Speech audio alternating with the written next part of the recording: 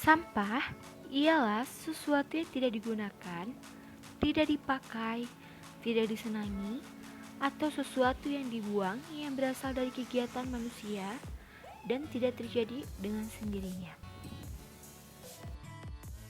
Sementara itu, menurut data yang kita dapat dari Bandung Resik, setidaknya Bandung menimbun 1.500 ton sampah per hari dan 9.000 diantaranya tersebut adalah sampah anorganik. Di sini saya akan menjelaskan dua pembagian golongan sampah. Yang pertama ada sampah organik dan yang kedua yaitu ada sampah anorganik.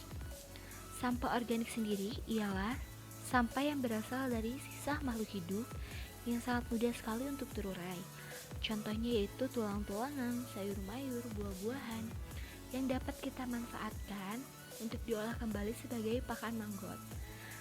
Manggot itu sendiri jika kita kelola akan menjadi pakan burung dan pakan ternak lainnya untuk kita budidayakan sebagai penambah penunjang UMKM. Dan yang kedua yaitu ada sampah anorganik. Sampah anorganik yaitu sampah plastik yang sangat sulit untuk terurai. Contohnya seperti kaleng, plastik kresek, botol, atau jiligen.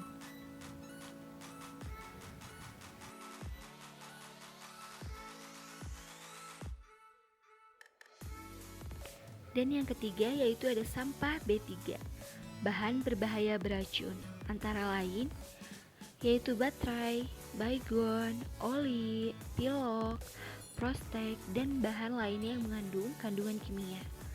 Maka dari itu, kita diperlukan untuk melakukan reuse, dan recycle.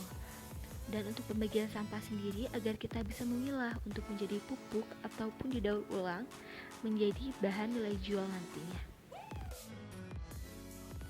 Sampah jika tidak diurus dengan baik, maka akan mengakibatkan masalah yang besar.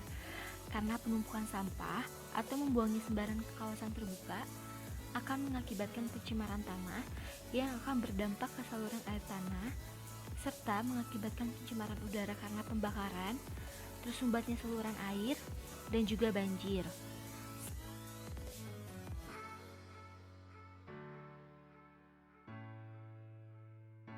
Lalu apa sih yang dapat kita lakukan? Kita dapat melakukan sistem bank sampah yang merupakan konsep pengumpulan sampah kering dan dipilah serta memiliki manajemen layaknya perbankan, tapi yang ditabung bukan uang, melainkan sampah. Dalam sistem bank sampah terdapat manusia, sistem yang standarisasi, dan perkembangan yang berkelanjutan. Yang di awal, kita memerlukan sosialisasi awal seperti bermusyawarah kepada masyarakat sekitar agar dapat melakukannya. Dalam pelaksanaan bank sampah, kita mulai dari hal kecil dari rumah ke tiap rumah, kita pisahkan yaitu antara sampah organik dan sampah anorganik. Dengan begitu, warga yang menabung juga disebut nasabah, memiliki buku tabungan dan dapat meminjam uang yang nantinya dikembalikan dengan sampah seharga yang dipinjam. Sampah yang ditabung, ditimbang akan dihargai dengan sejumlah uang dan sampah tersebut nantinya akan dijual ke pengepul-pengepul yang sudah diajak kerjasama.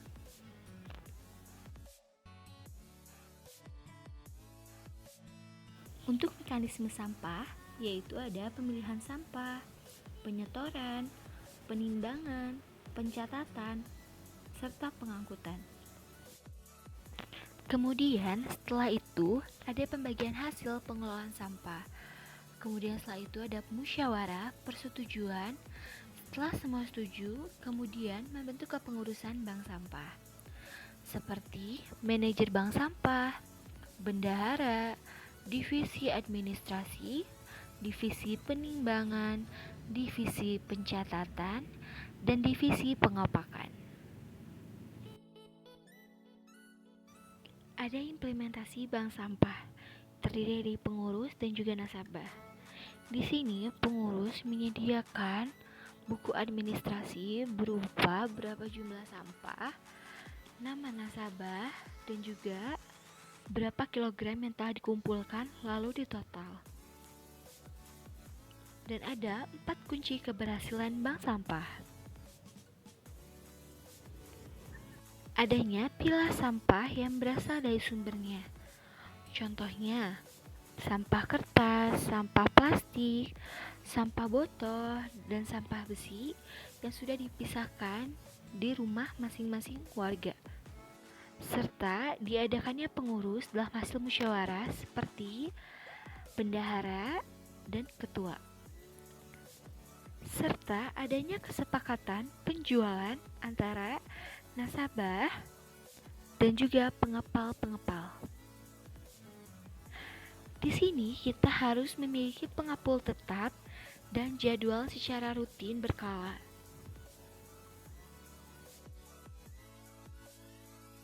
Implementasi bank sampah, di sini kita memiliki buku nasabah.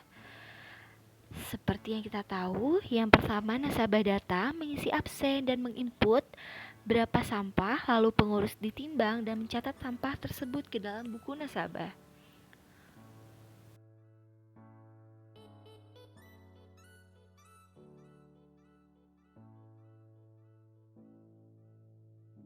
Kemudian, melakukan pemantauan serta evaluasi.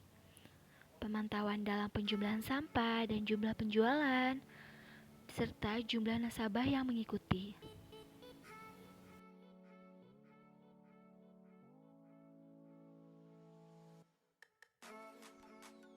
Setelah itu ada pengembangan, antara lain unit usaha simpan pinjam, unit usaha sembako, dan koperasi bank sampah, serta pinjaman modal usaha.